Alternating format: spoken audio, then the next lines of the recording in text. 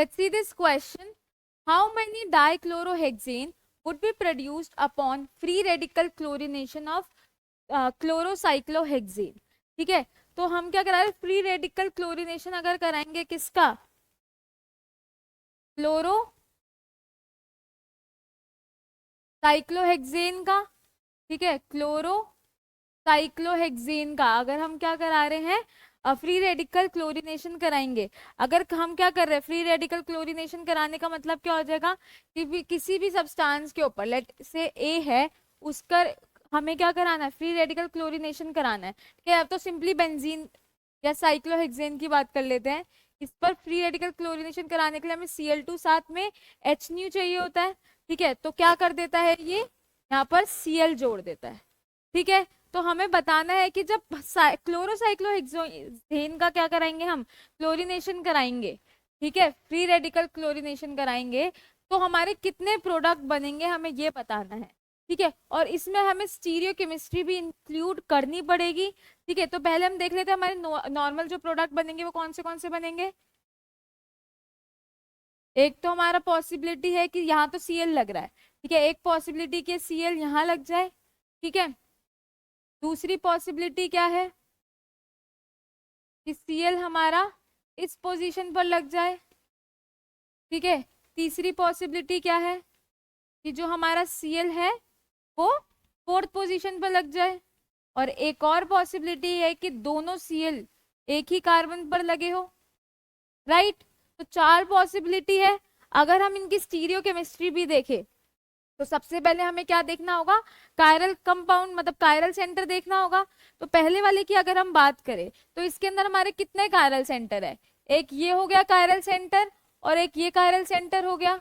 ठीक है, तो 2 कायरल सेंटर मिल गए। क्योंकि ये जो हमारा कंपाउंड है ये क्या है, सिमेट्रिकल मॉलिक्यूल है, यहाँ से पीओएस आ सकती है। तो हम सिमेट्रिकल वाले सिस्टम में जो हम नंबर ऑफ स्टीरियो आइसोमर्स निकालने का फॉर्मूला लगाते हैं वो लगा सकते हैं यहाँ पे। तो अगर मैं इसमें इस वाले में अगर मैं फॉर्मूला लगाऊं, सिमेट्रिकल वाला केस का फॉर्मूला लगाऊं, तो नंबर ऑफ स्टीरियो आइसोमर्स इसमें कितने बन जाएंगे, कौन सा फॉर्मूला लगाएंगे, 2 की पावर n-1, ठीक है, प्लस 2 की पावर n/2 -1। ठीक है, तो यहाँ पे n क्या होता है हमारा, नंबर ऑफ कायरल सेंटर्स। कितने कायरल सेंटर्स है यहाँ पे, 2, तो 2 की पावर 2 -1 प्लस 2 की पावर 2/2 -1। ठीक है, ये वाला टर्म तो हमारा क्या बन रहा है, 0 बन रहा है। ठीक है, और ये क्या बन जाएगा हमारा 2 की पावर 1 प्लस 2 की पावर 0। ठीक है, तो 2 की पावर 1 मीन्स 2 एंड 2 की पावर 0 मतलब कि 1। तो टोटल कितना हो जाएगा हमारा 3। ठीक है, देख भी लेते हैं कौन से प्रोडक्ट बनेंगे हमारे। एक तो हमारा पॉसिबल है जब दोनों क्या बनेंगे, हमारे सिस में बनेंगे। ठीक है, दोनों अगर हम क्या कर रहे हैं, वेज पे लेंगे। अब क्योंकि इसमें से भी पीओएस आ सकती है, ठीक है, तो इसका हम क्या कर सकते हैं, अगर हम वेज वाला बनाएंगे, ठीक है, तो वेज, और ये तो हमारा वेज वाला है सॉरी, अगर हम डैश वाला बनाएंगे तो वेज और डैश दोनों ही क्या हो जाएंगे, सेम हो जाएंगे, बिकॉज सिमेट्रिकल मॉलिक्यूल है, घुमा के अगर देखेंगे तो वही बनेगा। ठीक है, तो एक ये वाला पॉसिबल है हमारा प्रोडक्ट। अगर दूसरे की बात करें तो ये क्या है हमारा, एक प्रोडक्ट ये पॉसिबल है। ठीक है, इसमें से हमारी पीओएस नहीं आएगी। सिमिलरली एक प्रोडक्ट और कौन सा पॉसिबल है, जब ये वाला क्या है हमारा डैश पे है और ये वाला क्या है हमारा वेज पे है। ठीक है, तो 1, 2, 3 प्रोडक्ट हमारे इसकी वजह से पॉसिबल है। नेक्स्ट हम देखते हैं थर्ड वाला, मतलब जब 1 और 3 पोजीशन पर क्लोरीन लगे हैं तो कैसे कैसे प्रोडक्ट पॉसिबल है। यहाँ Cl, ठीक है, यहाँ Cl, ये भी क्या है हमारा सिमेट्रिकल मॉलिक्यूल है, वही नंबर ऑफ स्टीरियो आइसोमर्स वाला फॉर्मूला लगा सकते हैं। तो हम निकालते हैं इसके स्टीरियो आइसोमर 2 की पावर n-1 प्लस 2 की पावर n/2 -1। ठीक है, तो कितना आ जाएगा, वही 2 कायरल सेंटर है इसमें भी, एक ये वाला और एक ये वाला। ठीक है, 2 की पावर 2 -1 प्लस 2 की पावर 2/2 -1, वापिस से ये 0, आंसर वापिस से कितना आ जाएगा, 3 ही आ जाएगा। ठीक है, तो बना के देख लेते हैं कौन से पॉसिबल है हमारे। एक तो ये वाला पॉसिबल है, Cl Cl। ठीक है, दूसरा हमारा कौन सा पॉसिबल है, अगर हम डैश वाला बनाएंगे तो वो सेम ही बनेगा।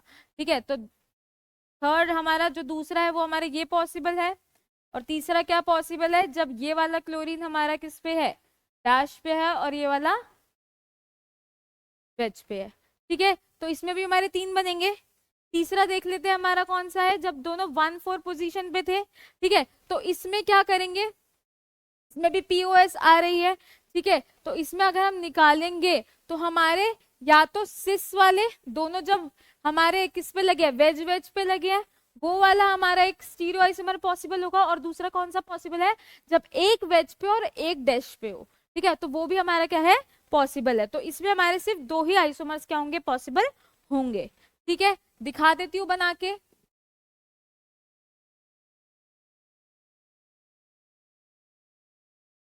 यहाँ हो गया Cl, ये Cl।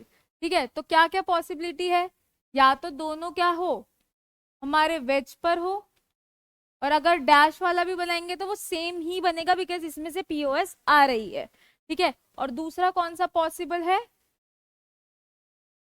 एक वेज पे और एक डैश पे।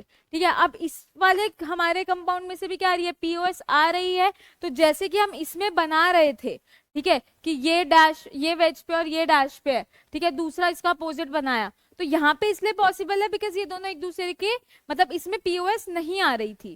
ठीक है, बट इसमें पीओएस आ रही है, तो जो हम दूसरा वाला बनाएंगे, कौन सा, ये वाला,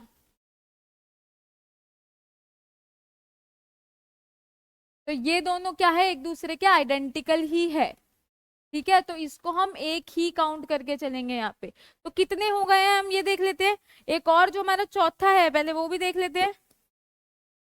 तो वो ये था कि जब दोनों Cl एक ही पोजीशन पे लग रहे हो, तो अगर दोनों पोजीशन Cl एक ही पोजीशन पे लग रहे हो तो हमारा कायरल सेंटर ही नहीं है। ठीक है, तो फिर हम स्टीरियो आइसोमर्स बनाएंगे ही नहीं। ठीक है, तो टोटल अब हम काउंट कर लेते हैं कितने हो गए हमारे पास। एक ये हो गया, ठीक है, दो, तीन, ठीक है, सॉरी, दो ये हो जाएगा, तीसरा ये हो जाएगा। ठीक है, चौथा हमारा कौन सा हो रहा है, ये हो रहा है, पांचवा ये हो गया, छठा ये हो गया, सातवां हमारा ये वाला हो गया, आठवां ये हो गया, एंड नाइन्थ कौन सा हो गया, ये हो गया। तो टोटल जो हमारे स्टीरियो आइसोमर्स पॉसिबल है वो कितने पॉसिबल है, 9। तो आंसर करेक्ट कौन सा हो जाएगा हमारा, डी ऑप्शन, 9 स्ट्रक्चर। ओके।